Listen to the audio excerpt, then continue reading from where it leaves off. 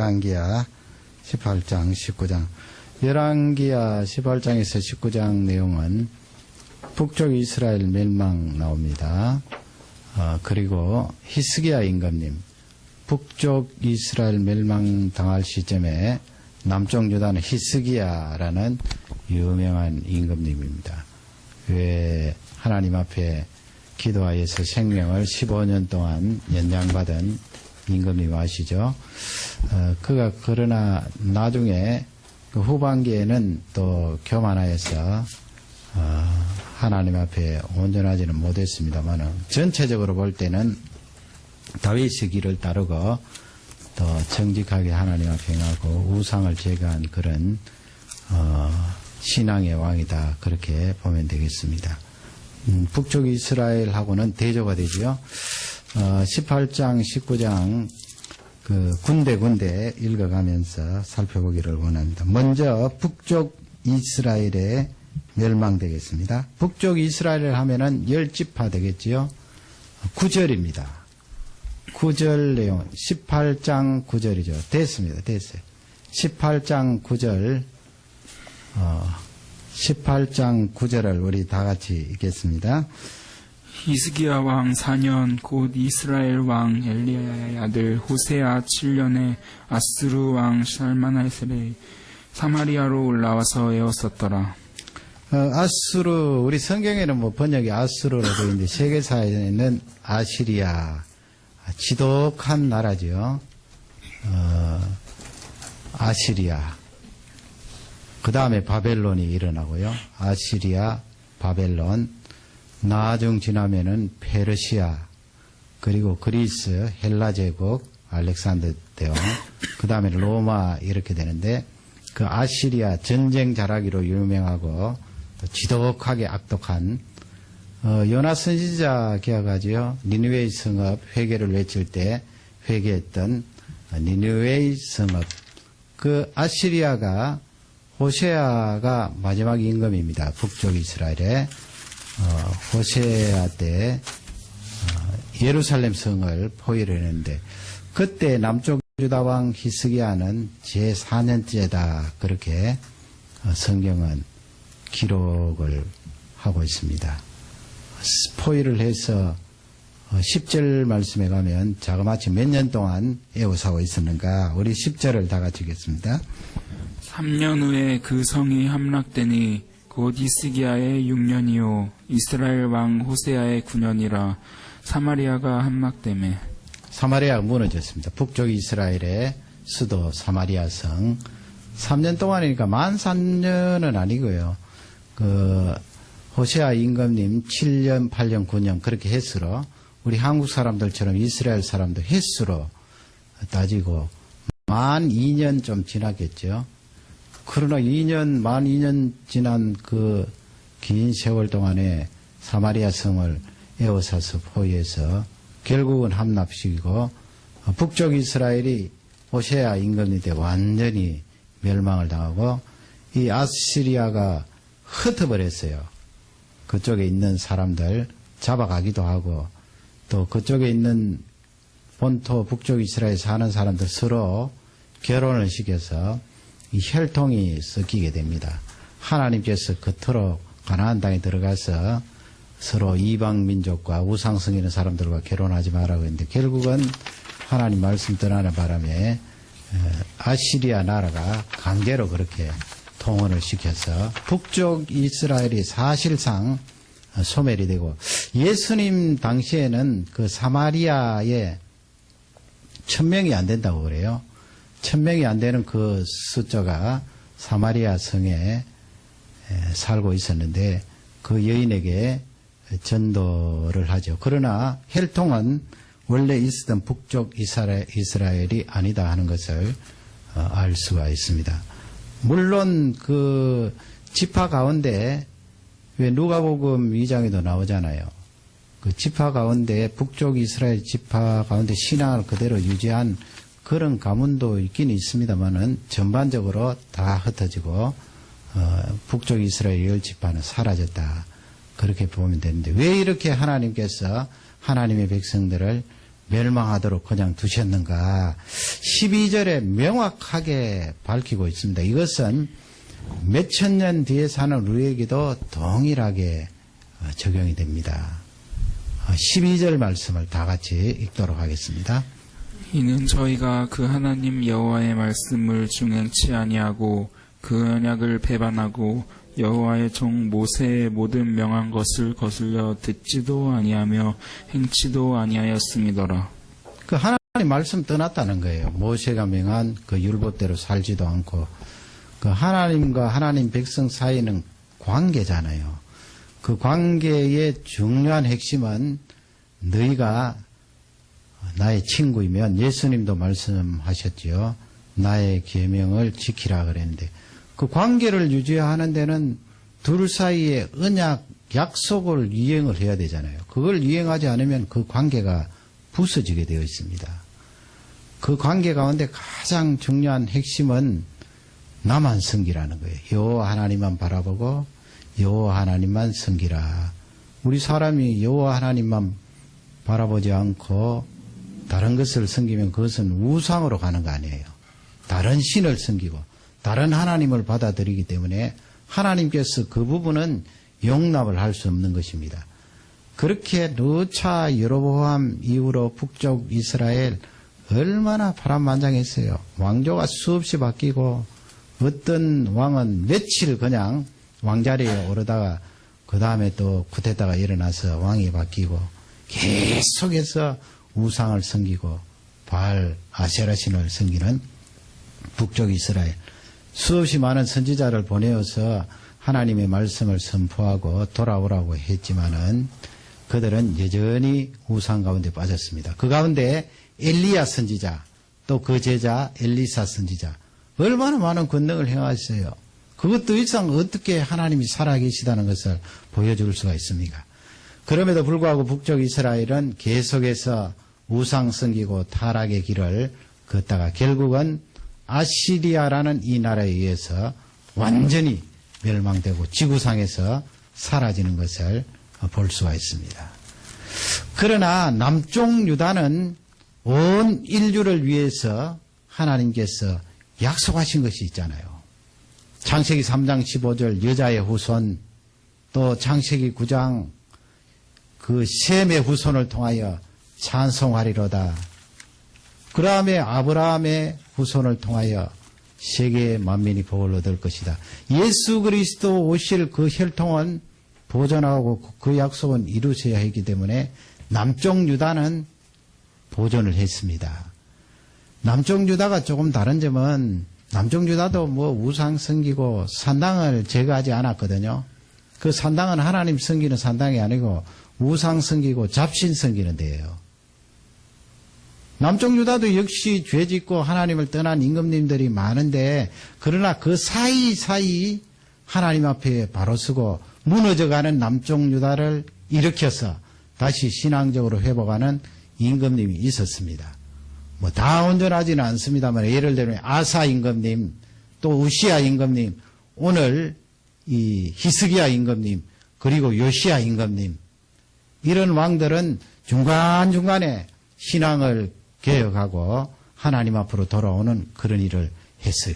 그리고 하나님 말씀을 다시 붙들고 부흥을 일으키니까 그 다음 때 또 계속해서 우상을 섬기고 하나님을 떠났지만은 그래도 무너지려고 할 때 하나님의 말씀을 붙들고 돌아오는 지도자가 있었기 때문에 남쪽 유다는 계속해서 그 혈통을 유지하게 됩니다. 물론 주전 586년에 바벨론에 의해서 완전히 남쪽 유다도 무너지게 됩니다마는 그 혈통은 포로 중에도 하나님이 유지하시고 예수 그리스도 오실 그 계보를 지속시키는 것을 볼 수가 있습니다. 오늘 그 히스기야 임금님이 큰 고난을 당합니다. 국난이지요. 그 임금님 자리가 또 대우를 받고 많은 사람들로부터 추앙을 받기 때문에 좋은 그런 우리 이미지를 가지고 임금님 앉아있으면 얼마나 좋겠는가 생각할지 모르지만 나라 전체를 다스리고 생각하기 때문에 상당히 어려운 것이 많겠지요. 특히 전쟁이 일어나면 어떡하겠어요. 옛날엔 전쟁 일어나면 직접 나가서 싸워야 하는데, 물론 히스기야 임금님이야 직접 나가지는 않았습니다만, 많은 경우 왕이 직접 전쟁에 나가서 싸워야 하기 때문에 힘들어요. 그리고 온 백성들을 다스리고 그 전쟁에서 구해내야 되니까 얼마나 고통스럽겠어요. 요즘도 마찬가지입니다만은, 이런 상황에서 이 아시리아가 또 남쪽 유다를 공격했어요. 남쪽 유다 수도는 예루살렘 아니에요. 이 예루살렘을 공격을 하는데 다 읽을 수는 없고요. 25절, 그 아시리아 나라가 공격을 하면서 앞서 히스기야 임금님에게 1차적으로 공격을 하니까 이 아시리아 나라가 많은 금과 은을 요구했어요. 그 아시리아 나라의 전쟁을 피하기 위해서 히스기야 임금님이 기둥에 있는 금까지 다 벗겨서 그 아수르 나라에게 바쳐서, 그때는 전쟁이 피해졌습니다마는 다시 이 전쟁을 일으킨 거예요. 랍사게라는 그런 사람을 세워서 유다 예루살렘을 향하여서 큰 소리로 선전포고를 하는데, 그 내용이 25절 이하에 나와 있습니다. 25절을 다 같이 읽도록 하겠습니다. 내가 어찌 여호와의 뜻이 아니고야 이제 이곳을 멸하러 올라왔겠느냐. 여호와께서 전에 내게 이르시기를 이 땅으로 올라와서 쳐서 멸하라 하셨느니라. 요 말씀만 딱 떼어놓고 보면은 무슨 선지자가 말씀하는 것 같지요. 그러나 이 내용은 아시리아 나라의 랍사게, 이름도 여상해요. 랍사게. 뭐 이 사람은 언어의 능력이 있나 봐요. 랍사게. 우리 뉘앙스하고 비슷한 것 같은데, 입이 싸다. 랍사게. 입이 싸다. 랍사게. 그렇게 예루살렘에 와서 큰 소리로 히브리 방언으로 이야기를 하는데 뭐라고 말합니까? 간략하게 줄이면, 우리 아시리아 나라가 하나님의 뜻을 받들어서 너희들을 치러 왔다. 그러니 예루살렘 성 안에 있는 유다 백성들이 얼마나 기가 죽겠어요. 이 사람은 하나님의 이름을 거론하면서 하나님의 뜻과 명을 받들어 너희들과 전쟁하러 왔다. 반드시 우리가 이길 것이다. 너희들이 그토록 따르는 하나님의 명령에 따라 왔으니까 승리는 우리 쪽에 있다. 항복하라. 그렇게 외치곤 했습니다. 얼마나 가정스러워요. 자기는 여호와 하나님을 믿지도 않으면서 이스라엘 백성들이 믿는 그 여호와 하나님 이름을 거론하면서 그 뜻대로 이렇게 전쟁에서 승리를 쟁취할 것이다. 항복하라. 그렇게 다고치는데, 성 안에 있던 신하들이 그 랍사게의 히브리 방언을 듣고 간곡히 26절에 부탁을 해요. 아람 방언으로 그냥 이야기해 주세요. 아람 방언으로 이야기하면 그 유다 백성들이 알아듣지 못하거든요. 그 백성들이 사기가 떨어지면 얼마나 힘들어요. 전쟁의 증거나 다름이 없거든요. 그렇게 이야기했지만은 아나무인이에요. 27절 보면 심한 말을 하는데, 우리 27절을 다 같이 읽겠습니다. 랍사게가 저에게 이르되 내 주께서 내 주와 내게만 이 말을 하라고 나를 보내신 것이냐. 성위에 앉은 사람들로 너희와 함께 자기의 대변을 먹게 하고 자기의 소변을 마시게 한 것이 아니냐 하고. 얼마나 그 하나님의 백성을 모독을 합니까? 그걸 조금 더 이제 구체적으로 설명을 하면, 너희들이 항복하지 않고 백성들을 향해서 지금 외치는 거예요. 항복하지 않고 계속 버티면 결국은 먹을 양식이 없어서 대소변까지 먹으면서 나라의 왕과 그 신하들과 함께 그렇게 아주 비참한 자리에 들어갈 것이다. 항복하라. 지금 두 손 들어라. 그렇게 외쳐대고 있는데, 이 사람이 나중에 하나님의 그 심한 분노를 일으킬 만한 그런 말을 해요. 그게 35절인데, 지금 길게 그렇게 랍사게가 예루살렘을 향하여서 큰 소리로 외쳐대고 있습니다. 35절을 다 같이 읽겠습니다. 그의 모든 생 중에 누가 그 땅을 내 손에서 건졌기에 여호와가 예루살렘을 내 손에서 능히 건지겠느냐 하셨느니라. 지금 북쪽 이스라엘도 그 앞에 9절에 보면은 말씀해요. 사마리아를 이 아시리아가 점령할 때 그 사마리아는 북쪽 이스라엘 여호와 하나님을 믿는 나라가 아니냐. 그럼에도 불구하고 우리가 공격했음에도 불구하고 무너지지 않았느냐. 그 하나님이 건져주는 거 봐느냐?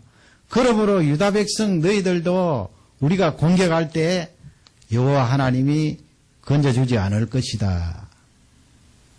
어느 신이 우리가 공격하는데 구원해 줄 자가 있느냐? 망발을 하는 거지요.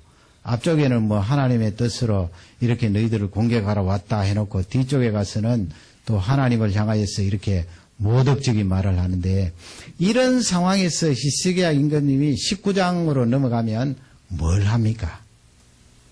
지금 히스기야 임금님의 이 내용을 잘 봐야 됩니다.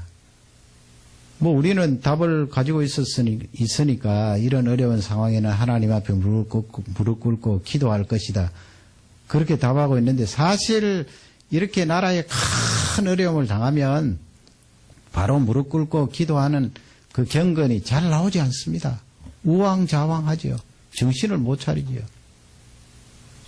이번에 그 한국에서 사고 날 때도 얼마나 우왕좌왕했습니까? 큰 재난과 어려운 일을 당하면 그렇게 잘 되지 않아요. 늘 우리가 평소에 말씀 묵상하고 평소에 생각했던 대로 탁 기도하는 자리에 들어가고, 이게 쉽지 않아요. 특히 임금님 자리에 있으면 당장 자기가 죽잖아요. 적국이 쳐들어와서 전쟁에 이기면 왕부터 제거하겠지요. 자기가 죽고, 그리고 온 나라는 어떻게 되는 거예요? 쑥대밭이 되는 것입니다. 그러니 얼마나 두렵겠어요. 이런 상황 가운데 히스기야 임금님이 19장 1절 이하에 쭉 보면 어떻게 하는가. 19장 1절을 다 같이 읽겠습니다. 히스기야 왕이 듣고 그 옷을 찢고 굵은 배를 입고 여호와의 전에 들어가서, 그 이스라엘 백성들은 옛날부터 하나님을 향해서 모독하는 말을 하면 옷을 찢어요. 그렇게 자기를 상당히 그렇게. 우리는 옷은 잘 찢지 않잖아요. 뭐 싸울 때 옷을 찢습니까? 자동차 타고 가다 사고 나면 둘이 막 싸우다가 옷 찢고. 이스라엘 백성들은 하나님을 향해서 모독하는 그런 말을 할 때 자신의 겉옷을 쫙 찢고 그렇게. 지금 이 히스기야 임금님은 그렇게 옷을 찢으면서 임금님이 굵은 베옷을 입습니다. 그것은 하나님 앞에 회개하는 태도, 낮은 태도로 돌아가면서 기도하는 거지요. 그리고 사람들을 이사야 선지자에게 보냅니다. 지금 잘하는 거죠.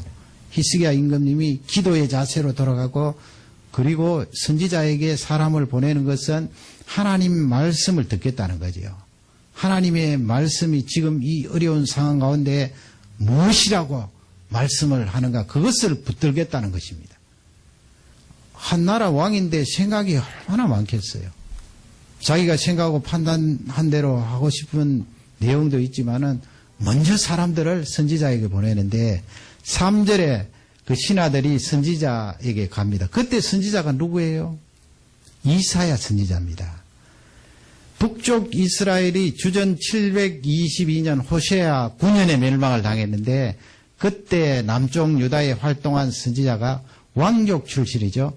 이사야 선지자가 활동을 했습니다. 이사야 선지자가 이 왕화에 처음으로 그렇게 등장을 하는데, 3절에 신하들이 그렇게 선지자에게 이야기를 합니다. 왕의 그 심정을, 기도하는 내용을 이야기를 해요. 3절을 다 같이 읽겠습니다. 저희가 이사야에게 이르되 히스기야의 말씀이 오늘은 곤란과 책벌과 능욕의 날이라 아이가 임신하였음에 해산할 힘이 없도다. 아이를 가진 이 해산할 산모가 아이를 낳을 힘이 없도다. 온 남쪽 유다 자신을 포함해서 그렇게 고통스럽다는 것입니다. 힘이 다 빠져 있습니다. 하나님을 모독하고 하나님을 회방하는 그런 말을 해도 힘이 없으니까 말이죠. 그 아시리아가 얼마나 강력한 제국이에요. 힘이 없으니까 해산할 힘이 없어요. 이 상황에서 선지자를 향하여서 선지자님 말씀을 주십시오. 말씀을 주면 살겠습니다. 그렇게 하고 이사야 선지자가 무엇을 합니까? 하나님의 말씀을 붙들고 14절, 15절 가면 구체적으로 뭘 해요? 14절을 다 같이 읽도록 하겠습니다.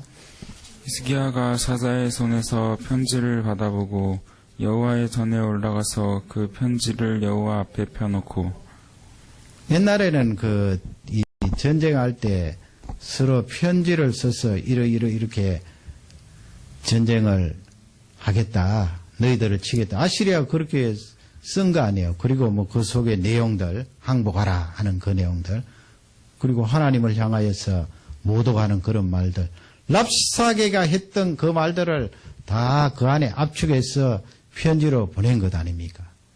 이 히스기야 임금님이 그 편지를 들고 성전으로 들어가서 그 편지를 놓고 하나님 앞에 간절히 기도했습니다.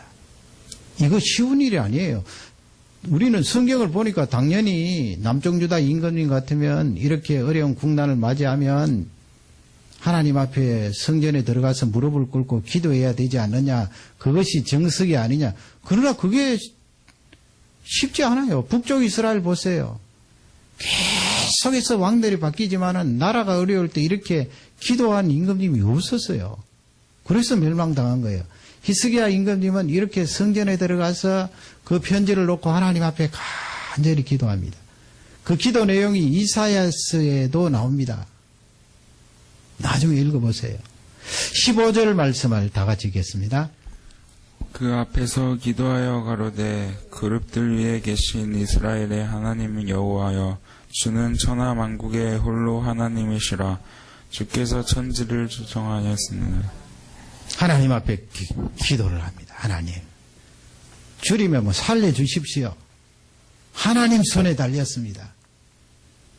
그렇게 히스기야 임금님이 간절히 하나님 앞에 기도했을 때 하나님께서 가만히 계시겠습니까? 가만히 계실 리가 없지요.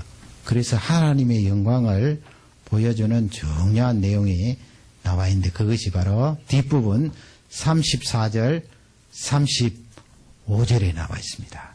35절을 먼저 읽겠습니다. 하나님의 영광입니다. 다 같이 읽습니다.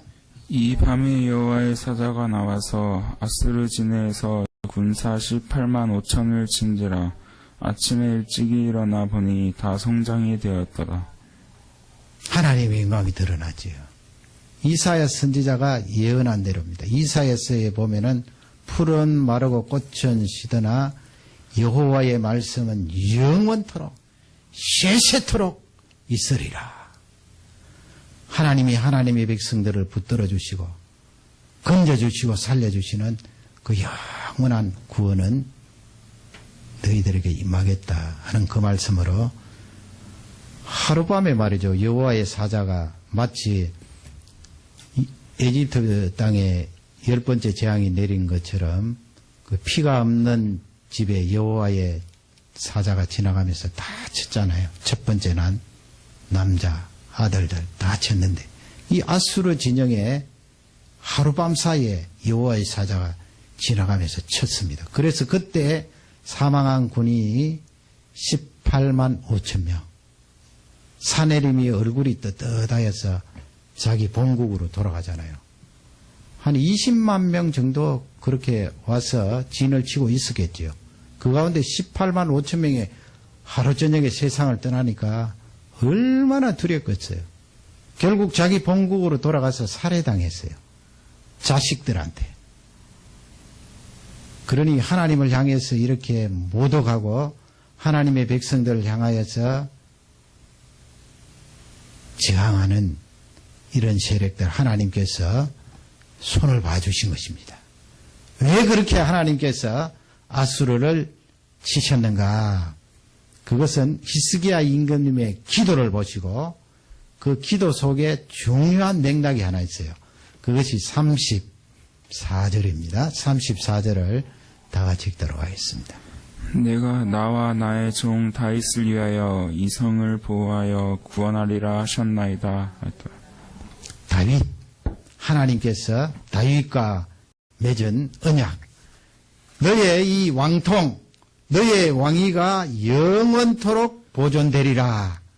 그 다윗의 왕위가 영원토록 보존된다는 그 말씀 속에는 다윗의 혈통인 예수 그리스도 메시아가 이 세상에 오셔서 그 우주의 왕으로서 메시아가 모든 인류를 구원할 것이다는 그 내용이 담겨져 있지 않습니까?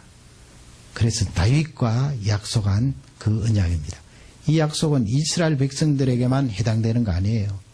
다윗과 하나님께서 언약을 맺으실 때 몇천 년 뒤에 우리 한민족도 거기에 포함해서 다윗의 혈통으로 오신 메시아를 통하여 한민족도 구원해 주시고 중국인들도 구원해 주시고 많은 이 땅에 있는 사람들을 건져 주실 것을 하나님께서 언약하셨기 때문에 그 히스기야 임금님 시대에 아수르 나라를 치시고 히스기야의 남쪽 유다를 보존해 주신 것입니다. 그런 관점에서 이 내용을 보셔야 됩니다. 그러니 이 유대인들이 얼마나 자부심이 강하겠어요. 지금도 하나님의 백성인 자기들을 칠 사람들은 없다. 우리는 승리한다. 하나님이 함께 하심으로 승리한다. 그렇게 아주 대단한 배짱을 가지고 이 세상에 살아가죠. 그러나 그것은 반쪽입니다. 사실은 하나님께서 다윗의 언약을 말씀하시면서 히스기야의 기도를 들으시고 유다를 보존하신 것은 모든 이방인 가운데 건져줄 하나님의 백성들을 염두에 두고 그렇게 아시리아 나라를 치신 것입니다. 그러니 이날 저녁도 우리는 그 구원하심에 감사하면서 어떤 위기를 맞이하든 히스기야 임금님의 이 기도를 배워야 되겠지요. 어려울 때 하나님의 말씀을 찾는다는 것이 쉬운 일이 아니에요. 생각만 복잡해지지 어떻게 하나님의 말씀을 찾습니까? 히스기야 임금님은 대번에 하나님의 말씀을 찾기 위해서 선지자에게 사람을 보내고 하나님 앞에 기도에 무릎을 꿇는 그의 모습을 볼 수가 있습니다. 그러므로 우리의 삶 가운데 어려운 일을 만나든 성공하든 이렇게 히스기야 임금님처럼 무릎 꿇고 기도하는 이 태도가 굉장히 중요하다는 겁니다. 자동이 되어야 됩니다. 어렵든 성공하든 하나님 아버지 무릎 꿇습니다. 방향을 가르쳐 주십시오. 은혜를 다해 주십시오. 하나님께 영광 돌립니다. 그렇게 기도할 때 하나님께서 우리를 귀하게 쓰시고 큰 능력을 부어주실 줄 확신합니다.